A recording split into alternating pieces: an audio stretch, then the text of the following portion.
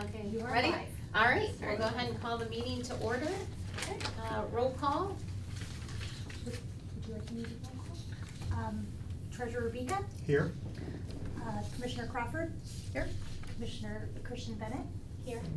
And then we have visitors Eileen and Director Petty. All right. So we got a quorum, and then we'll take a look at the minutes from last meeting. Does anyone have any changes or questions regarding?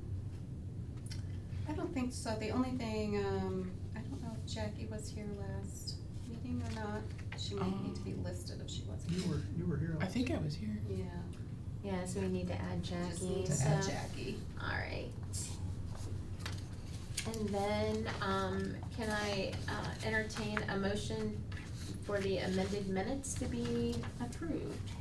Yes, second? Okay, all in favor? Say aye. Aye. All right, motion passes. All right, that takes us to Eileen. All right, great. Well, thank you. Would you like me to start it? Oh, let's push it down, yes. There we go. Yes. Perfect. We are perfect. All right, well, thank you very much, really appreciate it. Yes, as we know, of course, the Fed has moved forward. Not moving, sorry. Oh, what's happening? I'm pushing it down now. Oh, there it goes. Okay, I might have to stand up every time I need to change it. But that's okay. Or maybe it just needs to warm up. Yeah. Yep. So clearly, right, the Fed did finally move forward with their first rate cut here back on September 17th, so that was a week ago. That was well and anticipated. They set the stage for additional rate cuts in 2025, 2 additional rate cuts. This will bring that overnight rate, those overnight rates, down to around 3.60%.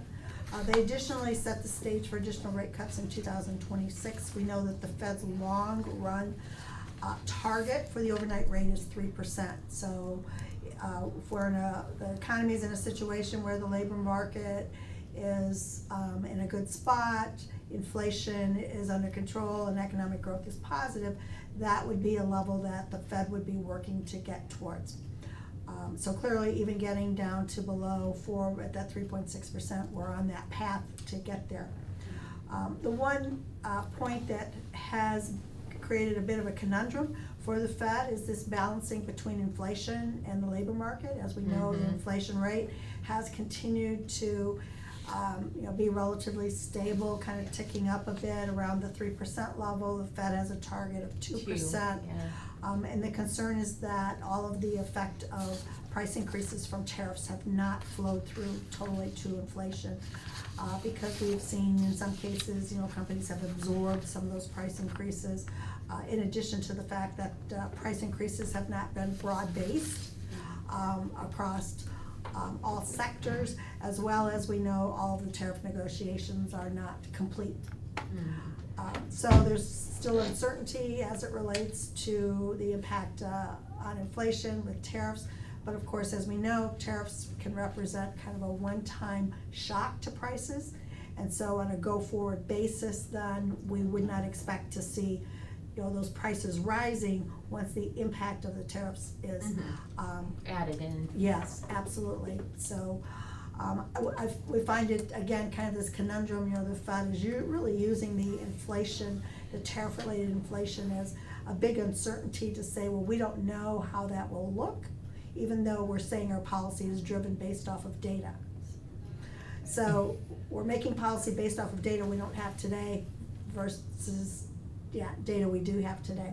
So a bit of a conundrum, but needless to say, economic growth has continued, at least in the second quarter, to be solid. We just received the update on the second quarter GDP number, because again, those numbers come out in with an initial estimate, and then the estimate is revised as more data is collected, and then a final number is released.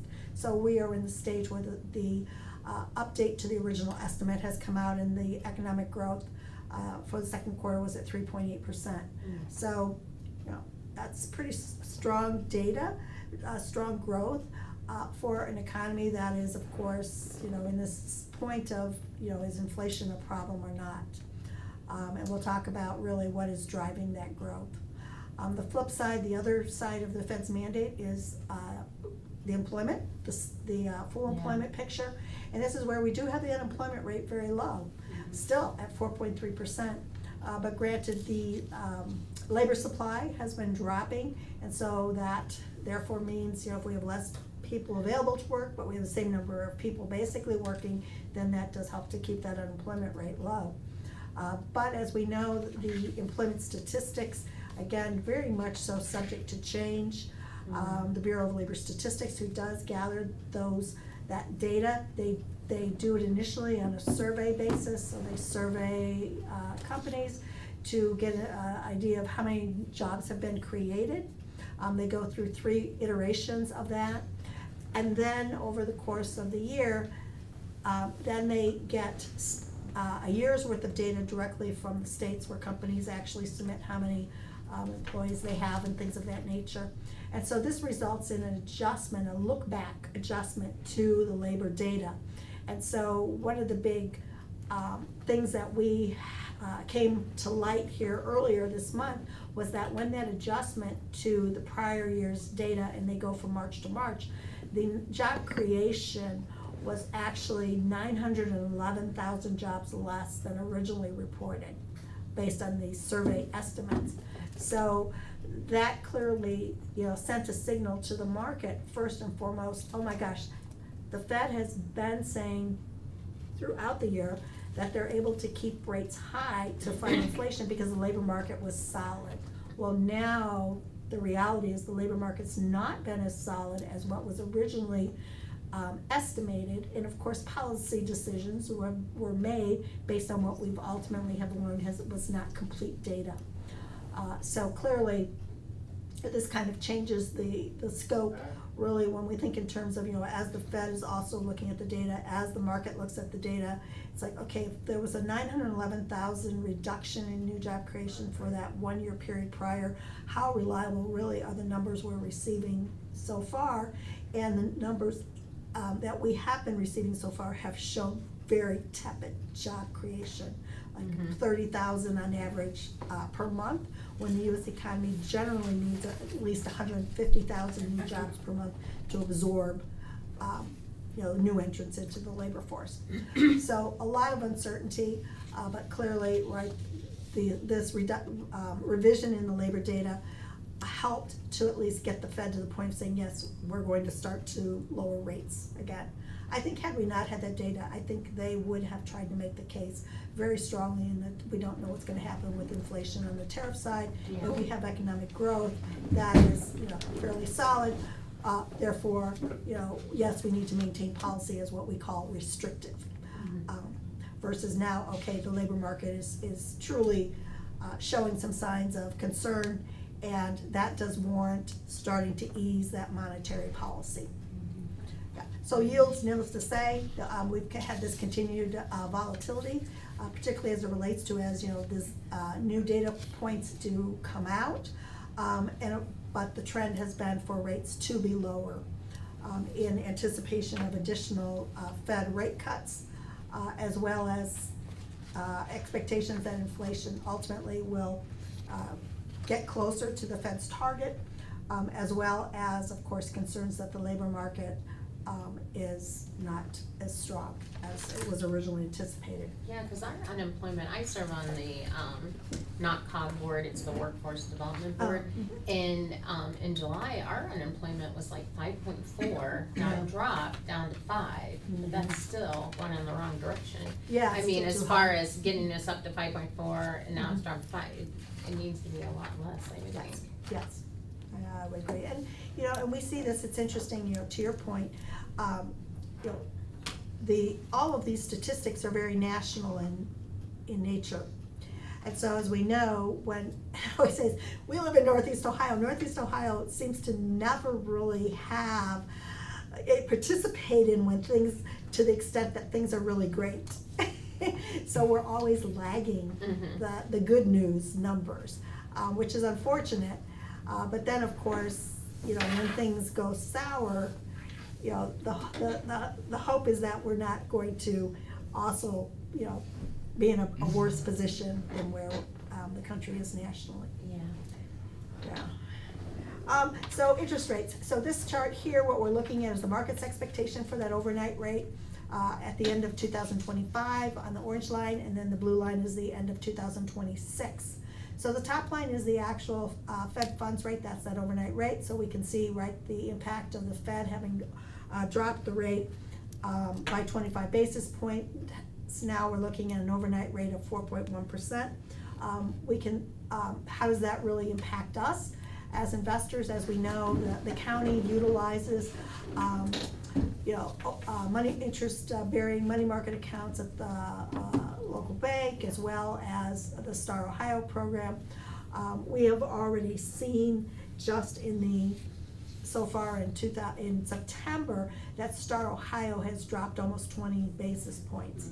So all these liquid products that we do utilize will follow that path clearly. And so when we look at where the expectations are for 26, and again, this is the market's expectations, they are expecting that the Fed will continue to lower rates in 2026. We would have 3 additional rate cuts, all of which, interesting, the expectations are those will occur really in the first half of 26. So kind of a continuation. Once the Fed has started lowering rates, they're going to continue, and then they're going to halt when they reach what basically is that long run rate they're looking for. You know, in this case, the math works out, the market's looking for 2.9%.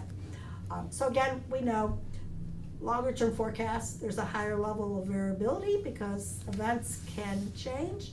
But clearly the trend has continued, as we have seen here throughout 2025. That trend has been lower rates in 25 and lower rates continuing into 26. The inflation picture, we touched on that. This is looking at the personal consumption expenditure, which is the Fed's favored measure. Blue dots, that is the year over year change in inflation. We can see it has creeped up here in the past throughout 25. We're now just under 3%. But when we look at that 3-month annualized number, which is the orange line, this is taking the 3 months worth of change in prices and then annualizing it. And we can see that that is where we have significant variability. You know, 3 months ago, it was looking as though if that trend was to continue, inflation would be below the 2% Fed target, but then the impact of tariffs and the like resulted in even that 3-month annualized number moving up and basically moving up to the point where the year-over-year number is. So again, clearly, right, as we said, the tariffs are a one-time adjustment in prices with inflation. If there is no additional tariffs enacted that really push up prices, we would expect, or no passing through the consumer these price hikes, we would not expect inflation to continue to rise.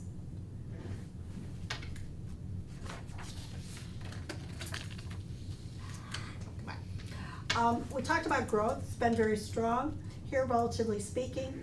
And one of the biggest drivers of growth, of course, is the consumer. The consumer contributes 2/3 to economic activity. And of course, how do we gauge what the strength of the consumer?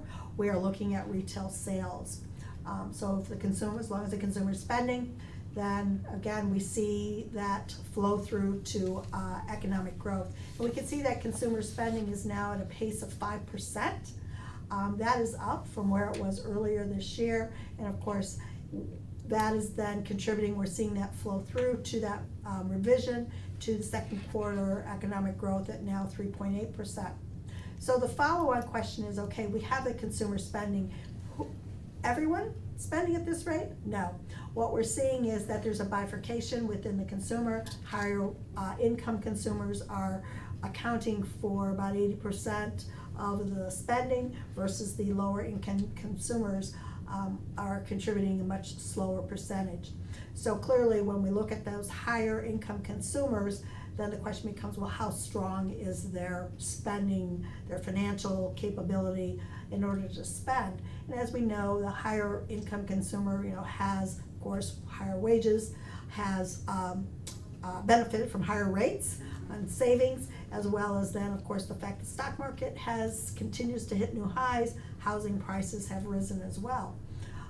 But one of the other components too is, like everyone else, they utilize credit cards. And so looking at the bottom chart is looking at really, are the credit card delinquency rates, how are those changing, if at all, with the higher income consumers? That can kind of give us, I would say, kind of a canary in the mine view of, is the higher income consumer, being stressed. And as we can see here, with a delinquency rate of 0.7% for those higher FICO score consumers, very low percentage of higher income consumers who are delinquent on their credit cards. Now, if we were to expand this to include all consumers, it's more like 13%. It would be a much higher Yes, rate. like Yeah. unbelievably higher. So that just goes to demonstrate really the difference in that ability of consumers based on their conditions to be able to spend and generate economic activity for the US.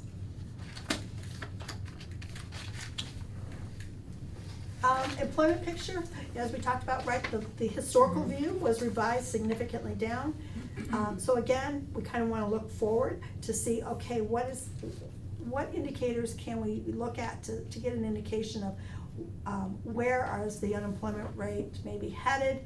How is this labor market going to perform going forward? And so we're looking at the initial jobless claims. Of course, these are folks who have lost their job and they have to file for unemployment.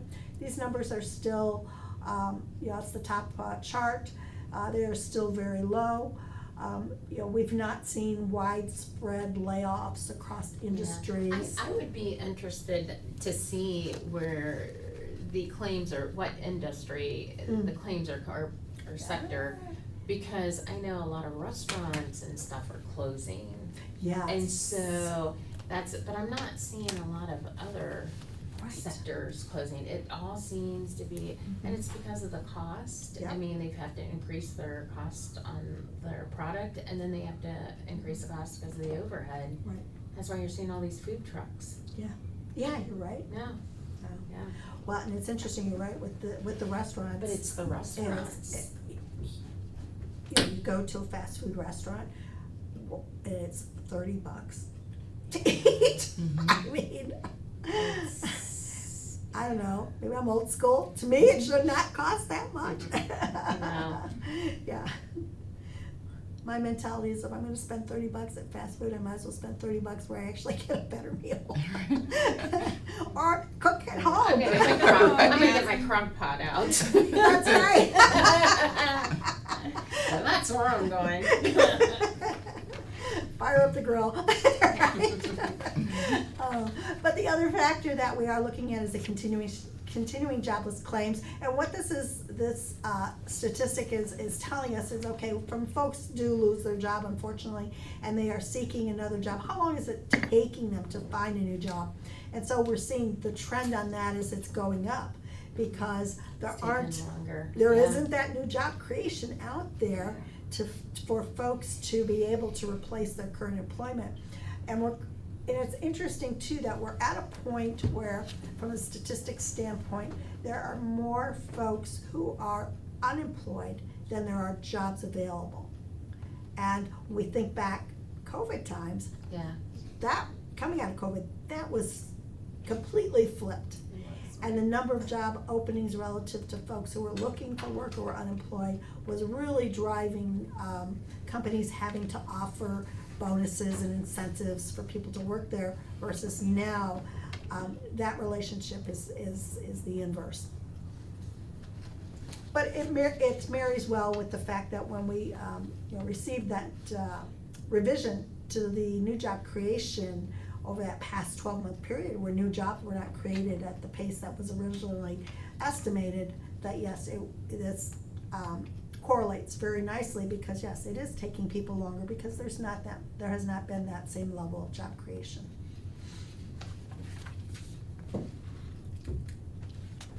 And we've not yet really had the impact of AI yet, right? Yeah.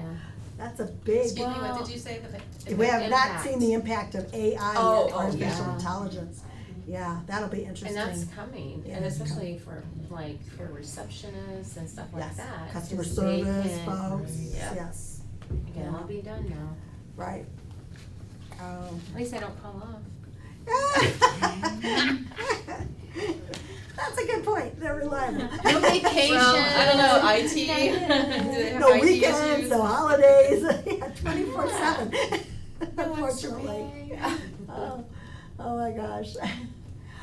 So here we are looking at really what's happening to the 5-year treasury rate. And as we can see, right, as we had said, rates have dropped. We're currently, a 5-year treasury is around a 3.66, down from where it, kind of peaked out here in a 4.14, a little over 4%. But clearly, not at those levels that we had experienced during that 2008 to 2023 period, 2022 period, which was a very dismal period to say the least. So we're not too far off from where we think it's still appropriate to continue to lock in rates, to be able to get ahead of, as the Fed will be moving those short-term rates lower, as the market really starts to price in, okay, this economic growth, yes, this is historical, but as the job market is not creating the jobs, and perhaps as the unemployment rate rises, that yes, even term interest rates may need to be lower. So, moving on to the portfolio. So this is the county's portfolio as of the end of August. So we can see there was cash. This is of course liquid funds that are invested in overnight products of 36 million, 186 million in securities, so total of 222 million. Our benchmark for the relationship of cash to securities is around that 20% cash, 80% in securities. Yeah. Today, at the end of August, we're at 19% in cash. So not too far off of, kind of that benchmark. We know there's seasonality to these numbers as well. Clearly if that number is to start to get closer to start to approach 10%, then we would be looking at, cashing in some investments out of the portfolio and moving funds over into cash. At the end of the month, the yield on the portfolio was 3.68%. That is an improvement over 3.58% at the end of May. And we can see that the interest income received during just the past 3 months was 1.6 million, and year to date is a little over $4 million. Looking at a maturity distribution on the bottom, those are white, that's why they don't show up. We can see that we do have a fair amount of funds maturing beyond the 2-year period, and I can't see the percents and the printouts. You can see that beyond 2 years, we have 54% of the portfolio maturing beyond 2 years. So our plan over the last couple of years has been to let's get things locked in, and we can see that on the maturity distribution. I will also add that on the securities maturing beyond 2 years, on average, those securities are yielding a little over 4%, 4.05%. So again, a result of us locking in those rates for longer. Our lower yielding securities, we would say, are concentrated predominantly in the next 12 months. And to give you an idea, this, over the next 3 months, and we have just under 42 million maturing here in the next 12 months. Of that 42 million, 15.8 million matures in the next 3 months. So about a third of what is maturing in the next 12 months. And of that 15.8 million, those securities are currently yielding a little less than 2%. So as we're reinvesting, between that, we would say, probably 380 to 360 range. That will be accretive also to the income and to the yield of the county's portfolio.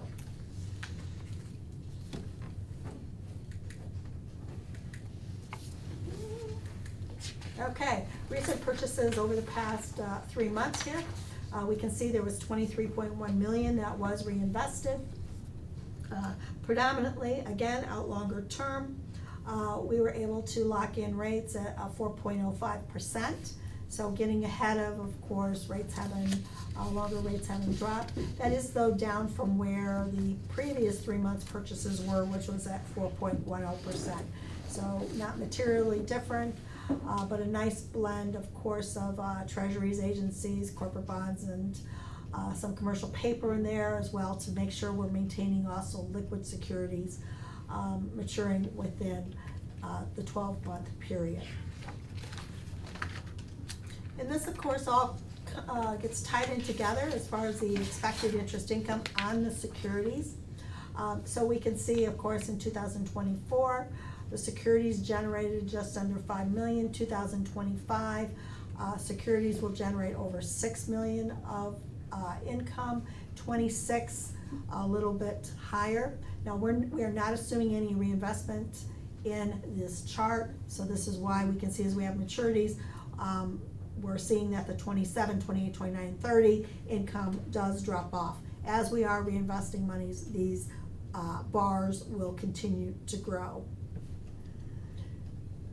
So definitely it's been great opportunities to finally earn some income. Great.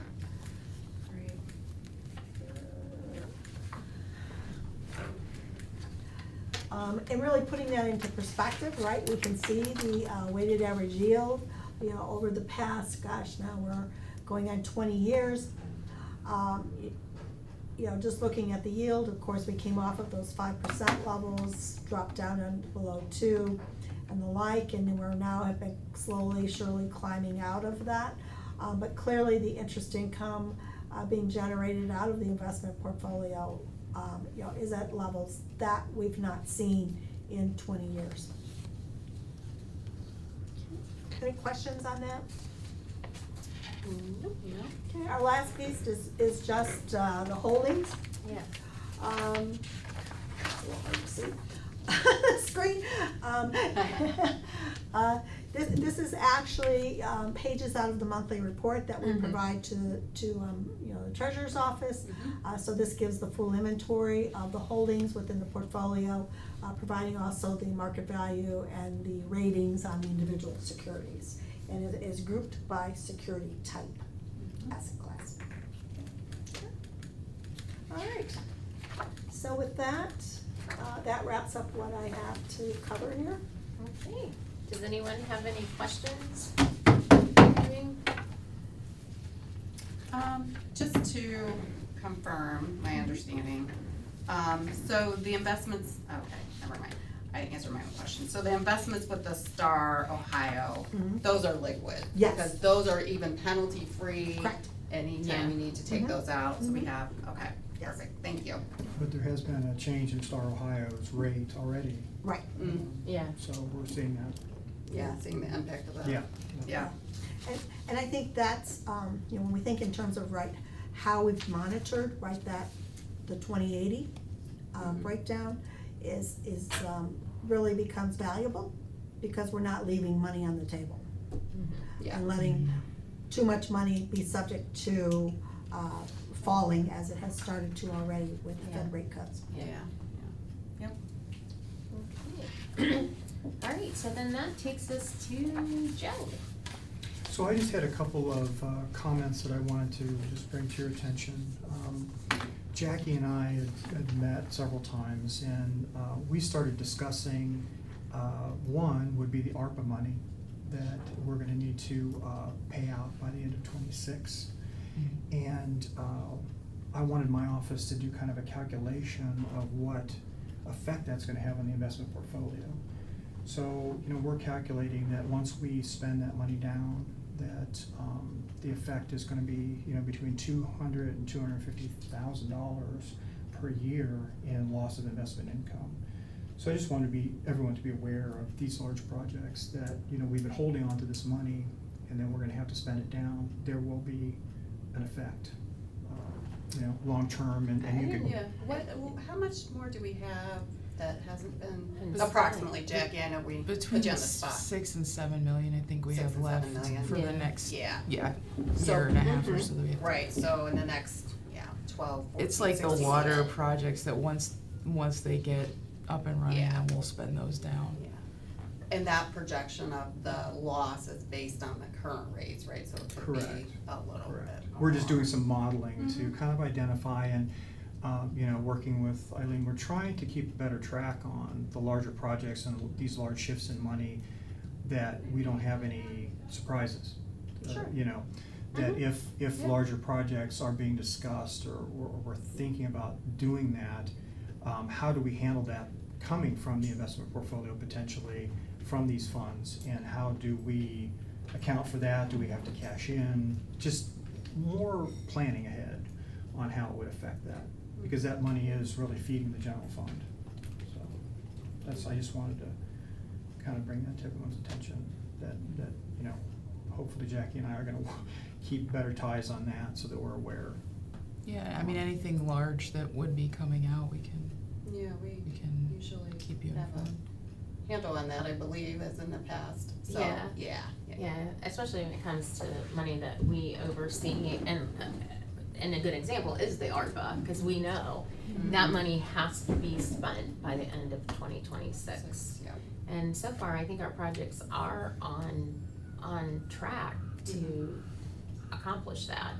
Right, I mean, think, yeah, Is so there any projects that we still, you said we still have like 6 to 7 million? 6 to spend 7 out? million, and that's mostly the water projects, because they have a lot of upfront work before we can start Mhm. spending it. Yeah. But then that's all gonna happen probably within the next year, I'm thinking by late summer-ish, we'll be wrapping it up, Yeah.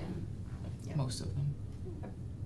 Yeah, and I That's a would good just point. add right That's a good point. to Joe's point, right, you know, particularly, you know, with, you know, dollars, you know, of 6 to 7 million, since we are, you know, maintaining that 20% liquidity. Again, this could have an impact on that number, and to the extent we can plan when we would need to move money out of the investment portfolio would be beneficial from an income standpoint. Makes sense. Yeah. Okay. Thank you. So that was one. The other thing I just wanted to bring to your attention, because I found it very interesting, was the percentage breakdown per fund. When we did a little analysis on all the funds within the investment portfolio, the general fund only accounts for roughly 7% of the total investment portfolio.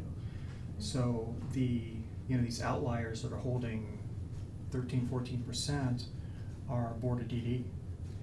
And so, being keenly aware of any changes, decisions, spends that they may be doing is helpful too, because it's such a large percentage. Sure, yeah, they do portfolio. have a Yeah. large percentage of it, yep.